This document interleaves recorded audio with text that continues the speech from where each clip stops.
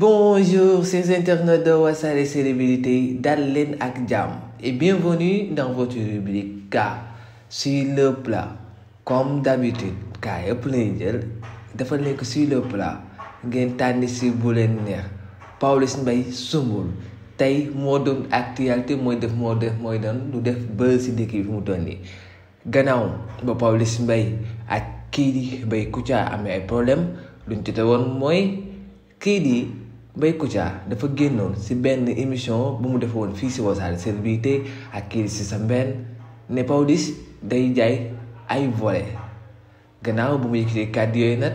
Pawlish loolu naqadi ko loolu mu daal di koy porter plainte parce que moom dafa jàpp ne loolu mën naa yàq lii di deram.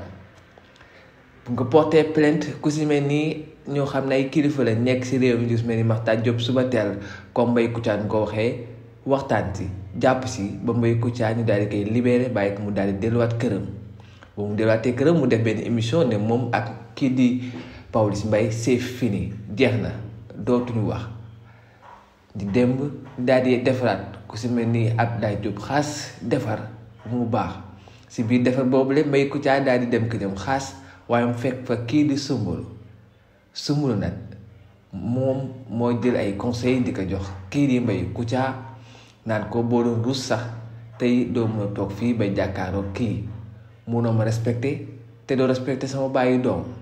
Sénégal yi bëri jàpp ne wax yooyu ne da doon humilier kii di Mbaye Kouthia alors que est-ce que humiliation la wala ay wax dëgg la wala est-ce que fu mu ko waxee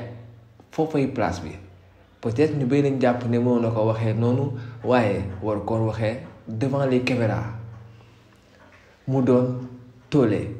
te si ginnaaw que Pawlish Mbaye ak Kouthia ak Mbaye Kouthia jubóo nañ waaye coowul Soumboulou ak kii di Mbaye Kouthia moom am na ñoo xam ne dañ ko naqaru bu baax a baax.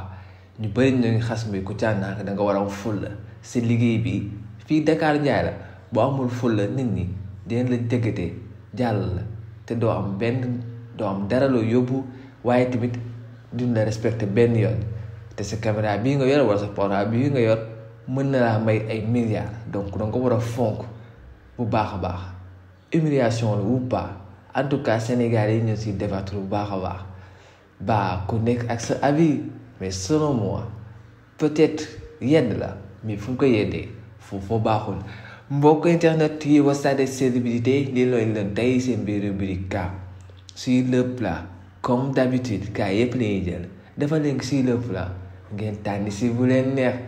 N'oubliez pas de vous abonner sur Wassare Célébrité avec votre frère Momo. Ciao, merci.